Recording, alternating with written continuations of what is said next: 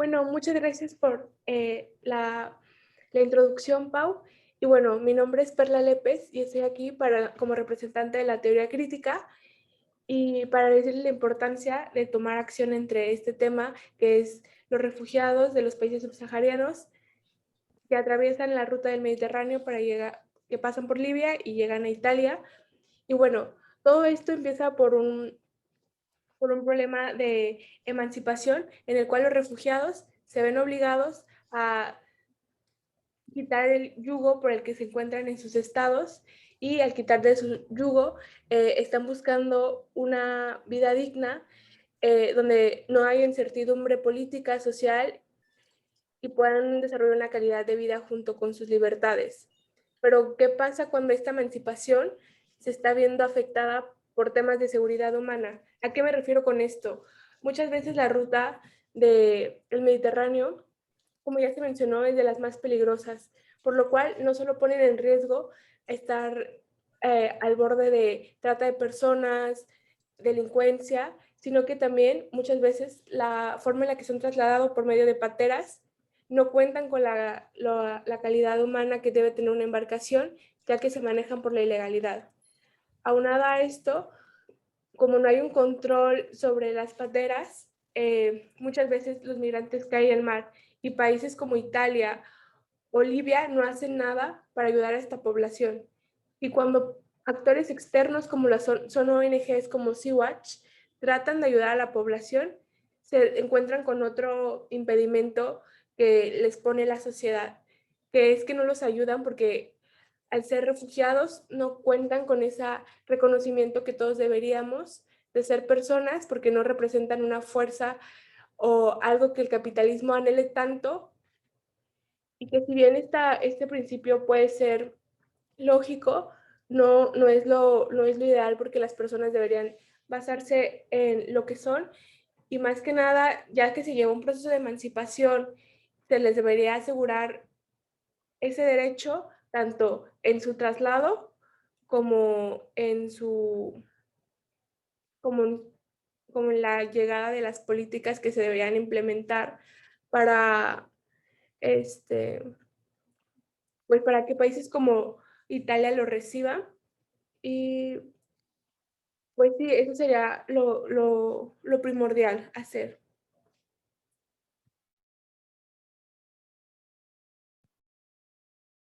Pausa. Iván, continuación. Pues de primera instancia, vamos a hablar del constructivismo desde una perspectiva de los medios. Pues primero me quiero basar en la explicación de algunos puntos principales y algunas de las principales razones para dar profundidad a la resistencia de los refugiados y adentrarnos un poquito más en sus casos, centrando principalmente en sus identidades, normas, intereses, al igual como los intereses de los actores internacionales, así como agentes y estructuras que se construyen mutuamente. Como dice Perla en subsecuencia, me gustaría mucho resaltar este punto mencionado por Perla en cuanto a la emancipación y cómo ésta se ve afectada en relación a la seguridad humana. Pues vemos que claramente la ruta del Mediterráneo es muy peligrosa y pone en riesgo a estas personas que pasan por esta ruta. Y como en subsecuencia también en las banderas no hay control y no se hace nada para ayudar, pues me gustaría resaltar que hay personas que se trasladan a otros países, como habían dicho Perla, para mejorar su situación ya sea económica, para continuar con su educación o simplemente por razones de seguridad, se ven obligadas a abandonar sus países natales para escapar de abusos contra los derechos humanos, como la tortura, persuasión, conflictos armados, pobreza extrema e incluso la muerte. Desde una perspectiva constructivista, se menciona la importancia y resalta la importancia de actores no gubernamentales y cómo estos también impactan en relación al conflicto y impactan en relación al caso de estudio que estamos viendo. Pues hay varios actores no gubernamentales que están relacionados y tratan de buscar una solución en cuanto al tema de estudio que estamos viendo, como Refugee Rights Europe, Trial International, International Federation for Human Rights, Amnesty International, por ejemplo, y Human Rights Without Borders, que son organizaciones no gubernamentales en relación al tema que tratan de brindar apoyo a estos individuos donde se les ve grandemente afectados y por ende tienen un riesgo aún mayor por estar por rutas muy, muy complicadas. Y en cuestiones de derechos humanos, pues vemos que hay varias violaciones de derechos humanos, todo en relación a sus ciudades de orígenes, de derechos humanos, de violaciones, que esto hace mismo precisamente que se guíen esta ruta para buscar una mejor vida. Muchas gracias.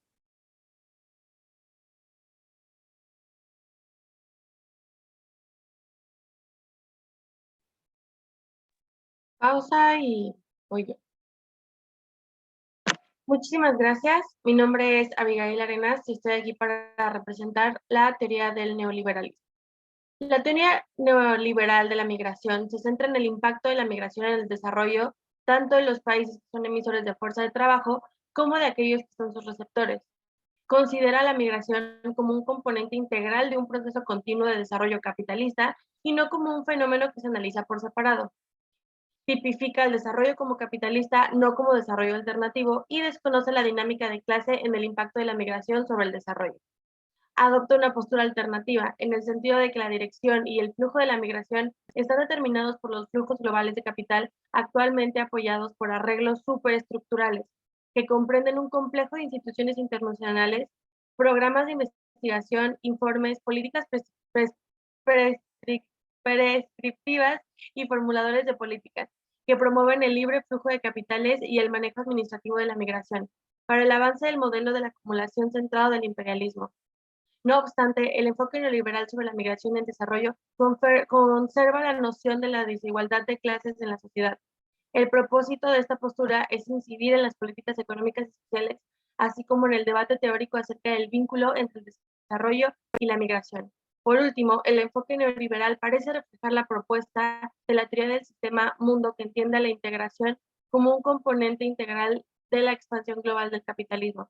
Desde que los europeos tropezaron con el llamado Nuevo Mundo a finales del siglo XV, este ha requerido de movimientos de gente tanto forzados como voluntarios, procedentes de África a Europa y Asia, en magnitudes sin precedentes. Gracias.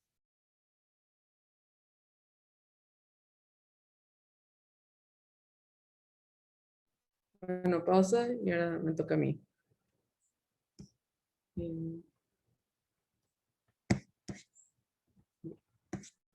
Muchas gracias, Paola, por cederme la palabra. Y yo ahora vengo representando la corriente del neorrealismo. Y para poder comenzar la explicación desde esta perspectiva, pues debemos de conocer que el neorrealismo se centra en lo utilitario de la acción social.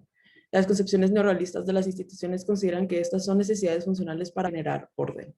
Y para los neorrealistas, las instituciones son reflexiones del poder del Estado y de la relativa distribución de sus capacidades, lo que las hace ligadas a los intereses del Estado en primer lugar y por virtud de ello a la estructura de la anarquía de los sistemas internacionales.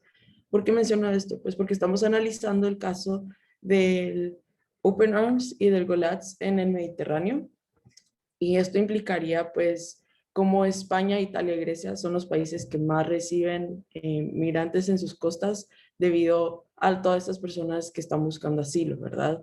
Y como había explicado anteriormente, pues en estas solicitudes de asilo, bajo los criterios del Convenio de Dublín de 1990,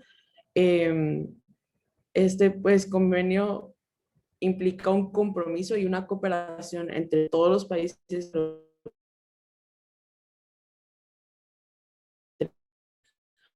para poder recibir y apoyar a los solicitantes de asilo.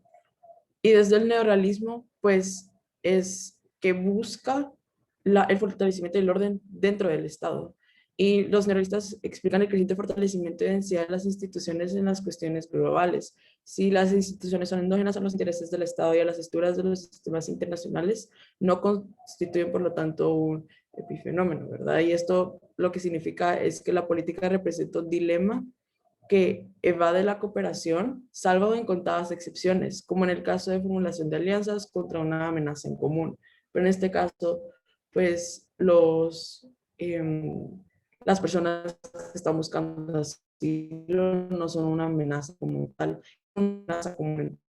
En este caso, pues solo España, Grecia y Italia que se están enfrentando a esta gran cantidad de migrantes buscando asilo, ¿verdad? Entonces, Los neorrealistas aseguramos que hay una estructura dual para las relaciones políticas a nivel primario de anarquía constante que promueve procesos de socialización, emulación, competencia y una esfera de polaridad secundaria que afecta a la calidad del balanceo.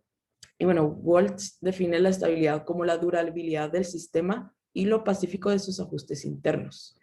Y para comprender esto, ¿verdad? La durabilidad del sistema, es decir, que perdure el sistema que ya se encuentra, y lo pacífico de sus ajustes internos, que sí, claro que pueden haber cambios dentro del sistema del Estado, pero que estos cambios sean ajustes que beneficien a las personas que ya son parte del Estado, ¿verdad? No estamos hablando de personas externas al Estado. Y además, esta estabilidad que propone Waltz implica como factores del endurecimiento de la organización de la anarquía y la necesidad de varios o pueblos que constituyen. No puede haber una gran variación o una gran entrada de personas externas al Estado, porque esto sí implicaría una variación consecuencial, ¿verdad? Entonces, desde la perspectiva del neorrealismo, se tiene que velar primero por los intereses del Estado antes de que estos mismos puedan cooperar con otros.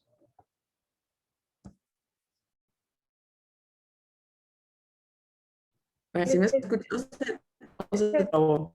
Se trabó un poquito, pero ya hasta el final. ¿Y les parece que, o sea, dejemos esta grabación y ya ahorita abrimos otra sesión de Zoom y ya para los contraargumentos? No, ok. ¿Ok? Ok.